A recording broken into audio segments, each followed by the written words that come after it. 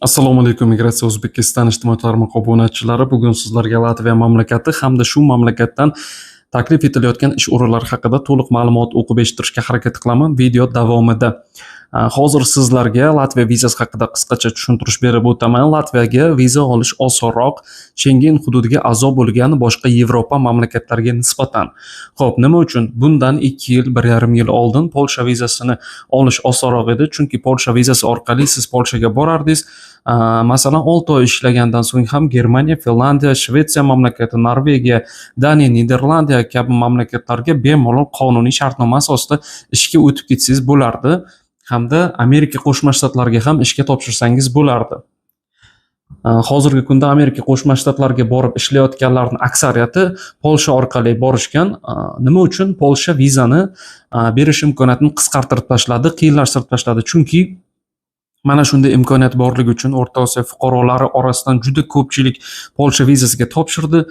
Polsha esa elchixonalarda navbatlar to'lib ketdi va Polsha bir narsani payqadiki, biz viza berish imkoniyatini qiyinlashtirishimiz kerak deyishdi va qiyinlashtirishdi ham.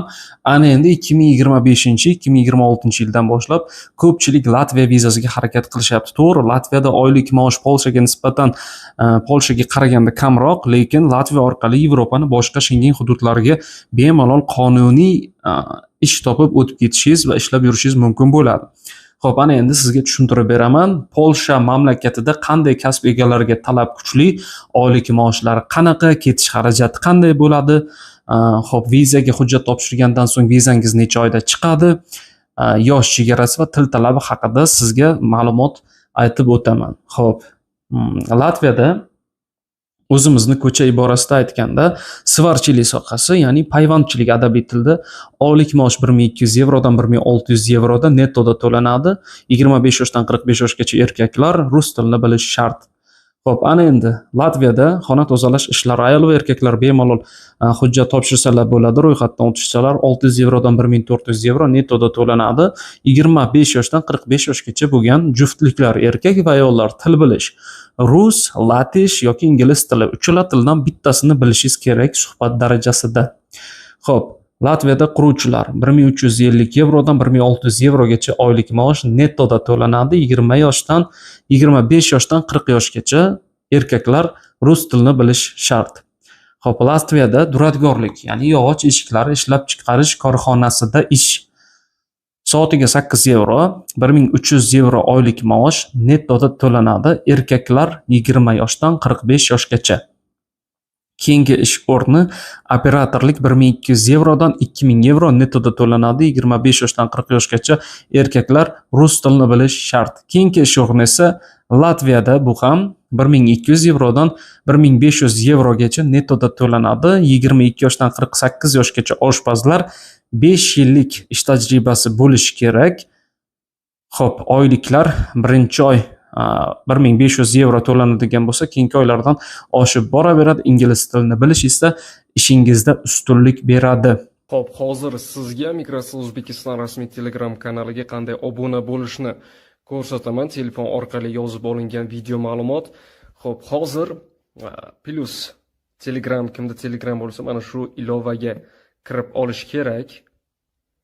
Mana shu ilovaga kirganingizdan so'ng bu yerda poisk tugmasini bosasiz, ya'ni o'zbekchada qidiruv, va mana shu yerda katta harflar bilan migratsiya deb yoziladi va bu yerda pastki chiziq O'zbekiston.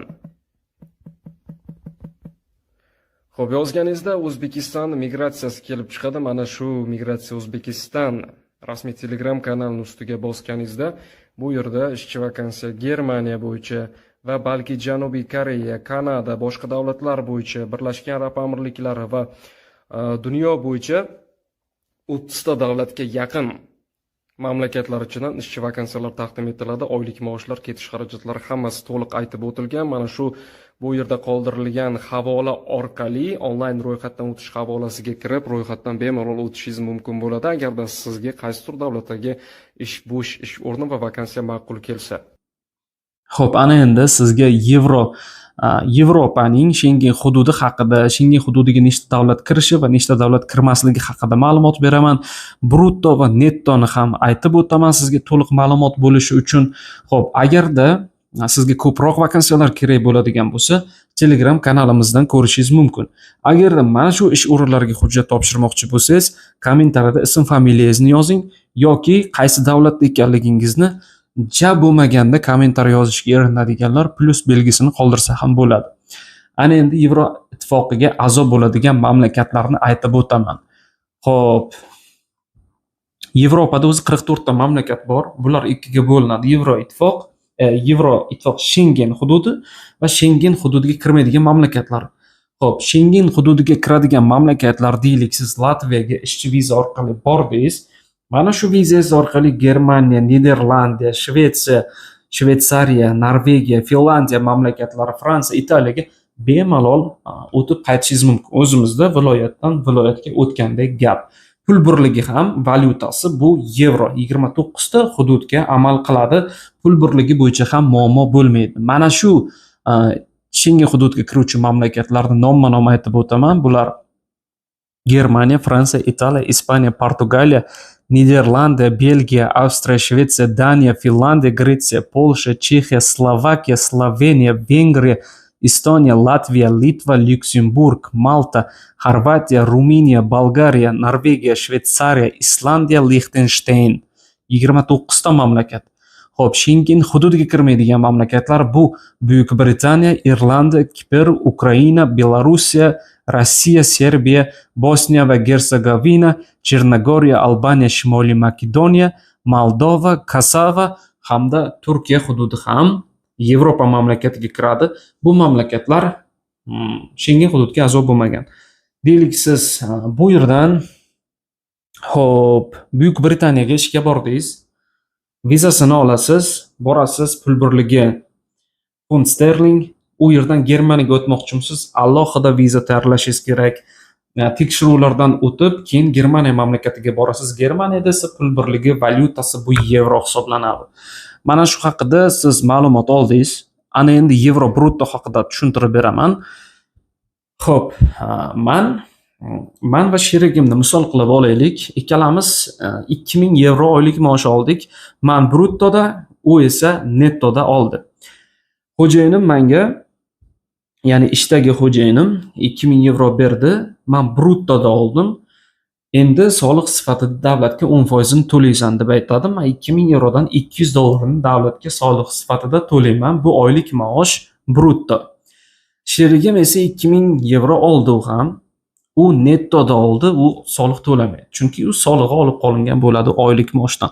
Buni ham tushuntirib o'tdim. Ana endi Latviya mamlakatiga ketishingiz uchun sizdan kerak bo'ladigan asosiy 4 ta hujjat va ixtiyoriy hujjatlarni aytib o'taman. Asosiy 4 ta hujjat bu qizil pasport, 3x4 oq fonda surat, xo'p, sudlanmaganlik haqida hujjatingiz, oxirgi tugatgan ta'lim turi bo'yicha dokument. Xo'p, attestat 11 yillik maktab bo'ladi, bakalavr, magistratura, universitet, institut, kollej, litsey diplomi bo'lsa, shunda ingliz tiliga tarjima qilasiz bo'ldi. Mana shu 4 ta hujjat shart bo'lishi.